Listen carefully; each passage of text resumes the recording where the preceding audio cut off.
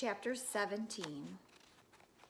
Well, Litmus came home from the war, said Miss Franny, as she went on with her story, and found himself alone. And he sat down on what used to be the front step of his house, and he cried and cried. He cried just like a baby. He missed his mama, and he missed his daddy, and he missed his sister, or his sisters, and he missed the boy he used to be. When he finally finished crying, he had the strangest sensation. He felt like he wanted something sweet. He wanted a piece of candy. He hadn't had a piece of candy in years, and it was right then that he made a decision. Yes, ma'am, Litmus W. Block figured the world was a sorry affair and that it had enough ugly things in it, and what he was going to do was concentrate on putting something sweet in it. He got up and he started walking. He walked all the way to Florida, and the whole time he was walking, he was planning. Planning what, I asked. Why, planning the candy factory. Did he build it, I asked. Of course he did. It's still standing out on Fairville Road. That old building, said Amanda, that big spooky one? That old building? It's not spooky, said Miss Franny. It was the birthplace of the family fortune. It was there that my great-grandfather manufactured the Litmus lozenge, a candy that was famous the world over. I've never heard of it, said Amanda. Me neither, I said. Well, said Miss Franny, there aren't any they aren't made anymore. The world, it seemed, lost its appetite for Litmus lozenges, but I still happen to have a few. She opened the top drawer of her desk. It was full of candy. She opened the drawer below it. It was full of candy, too. Miss Franny Block's whole desk was full of candy. Would you care for a Litmus lozenge? She asked Amanda and me. Yes, please, said Amanda. Sure, I said. Can Winn-Dixie have one, too? I have never known a dog that cared for hard candy, said Miss Franny, but he's welcome to try one. Miss Franny gave Amanda one Litmus lozenge, and me, too. I unwrapped one and held it out to Winn-Dixie. He sat up and sniffed it and wagged his tail and took the candy from between my fingers real gentle. He tried to chew on it, and when that didn't work, he just swallowed the whole thing in one big gulp. Then he wagged his tail at me and lay back down. I ate my Litmus lozenge slow.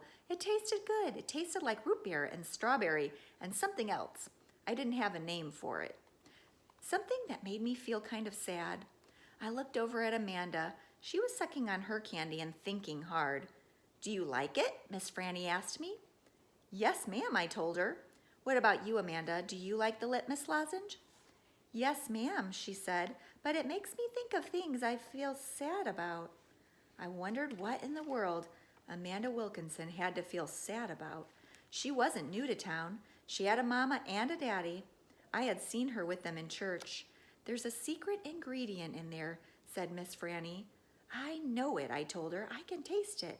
What is it? Sorrow, Miss Franny said. Not everybody can taste it. Children especially seem to have a hard time knowing it's there. I taste it, I said. Me too, said Amanda. Well then, Miss Franny said, you've probably both had your share of sadness. I had to move away from Watley and leave all my friends, I said.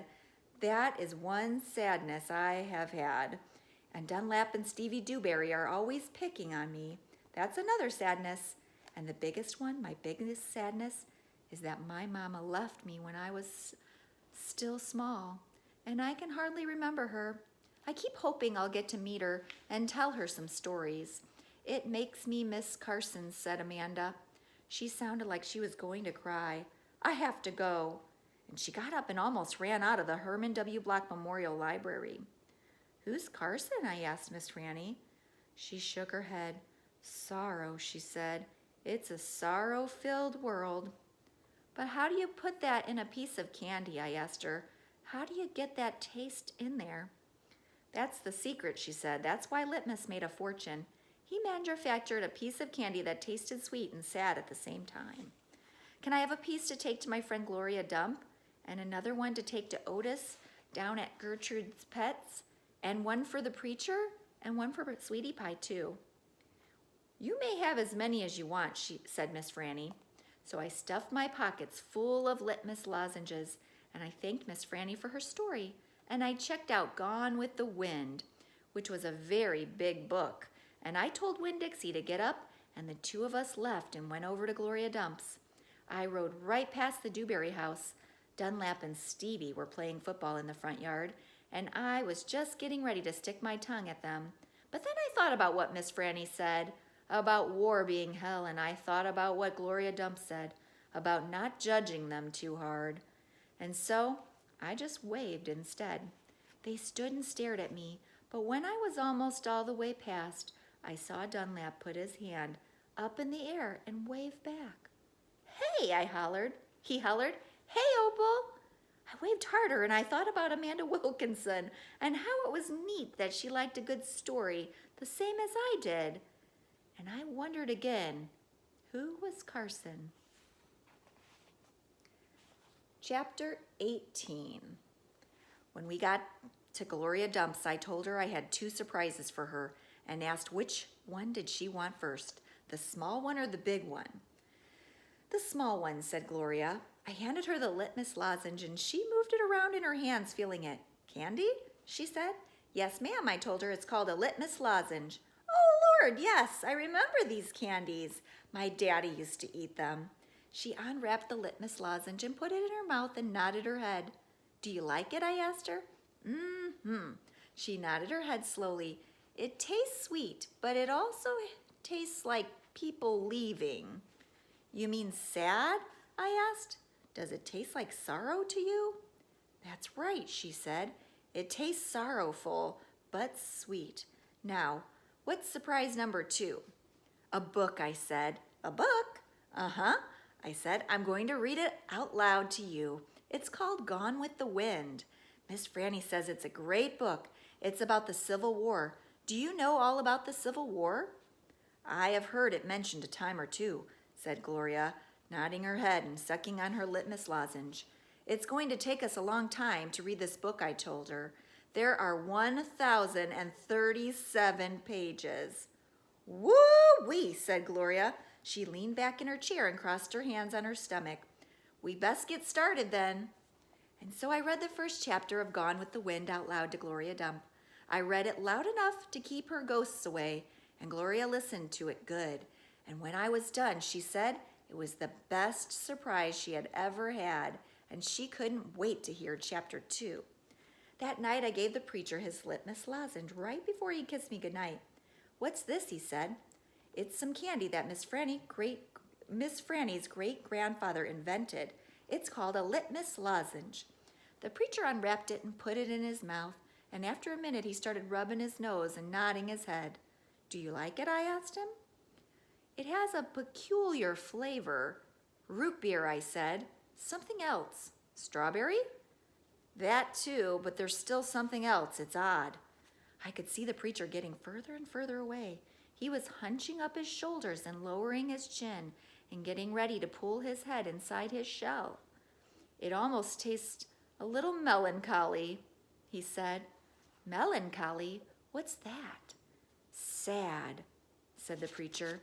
He rubbed his nose some more. It makes me think of your mother.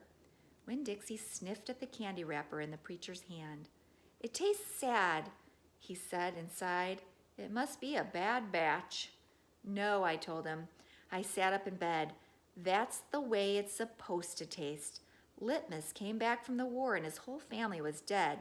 His daddy died fighting and his mama and his sisters died from a disease, and the Yankees burned his house down. And Litmus was sad, very sad, and what he wanted more than anything in the world was something sweet. So he built a candy factory and made litmus lozenges, and he put all the sad he was feeling into the candy. My goodness, said the preacher. Winn-Dixie snuffed the candy wrapper out of the preacher's hand and started chewing on it. Give me that, I said to Winn-Dixie, but he wouldn't give it up.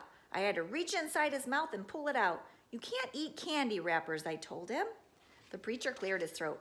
I thought he was going to say something important. Maybe tell me another thing he remembered about my mama.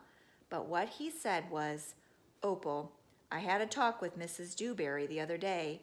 She said that Stevie says you called him a bald-headed baby." "It's true," I said, "I did. But he calls Gloria Dump a witch all the time, and he calls Otis retarded, and once he even said that his mama said I shouldn't spend all my time with old ladies. That's what he said." "I think you should apologize," said the preacher. "Me?" I said. "Yes," he said, you. You tell Stevie you're sorry if you said anything that hurt his feelings. I'm sure he just wants to be your friend." "I don't think so," I told him. "I don't think he wants to be my friend." "Some people have a strange way of going about making friends," he said. "You apologize." "Yes, sir," I said. Then I remembered Carson. "Daddy," I said, "do you know anything about Amanda Wilkinson?" "What kind of thing? Do you know something about her and somebody named Carson?" "Carson was her brother. He drowned last year." "He's dead?" "Yes," said the preacher. "His family is still suffering a great deal." "How old was he?" "5," said the preacher. "He was only 5 years old." "Daddy," I said, "how could you not tell me about something like that?" Other people's tragedies should not be the subject of idle conversation. There was no reason for me to tell you. It's just that I needed to know," I said, "because it helps explain Amanda. No wonder she's so pinched-faced." "What's that?" said the preacher. "Nothing," I said. "Good night, India Opal," the preacher said. He leaned over and kissed me, and I smell the root beer and the strawberry and the sadness all mixed together on his breath. He patted Winn-Dixie on the head and got up and turned off the light and closed the door. I didn't go to sleep right away. I lay there and I thought how life was like at Litmus Lozenge, and how the sweet and the sad were all mixed up together, and how hard it was to separate them out. It was confusing. "Daddy," I shouted. After a minute, he opened the door and raised his eyebrows at me. "What was the word you said? The word that meant sad?" "Melancholy," he said. "Melancholy," I repeated. I liked the way it sounded, like there was music hidden somewhere inside of it. "Good night now," the preacher said. "Good night," I told him back. I got up out of bed and unwrapped a litmus lozenge and sucked on it hard and thought about my mama leaving me. That was a melancholy feeling. And then I thought about Amanda and Carson, and that made me feel melancholy too. Poor Amanda and poor Carson. He was the same age as Sweetie Pie, but he would never get to have his 6th birthday party.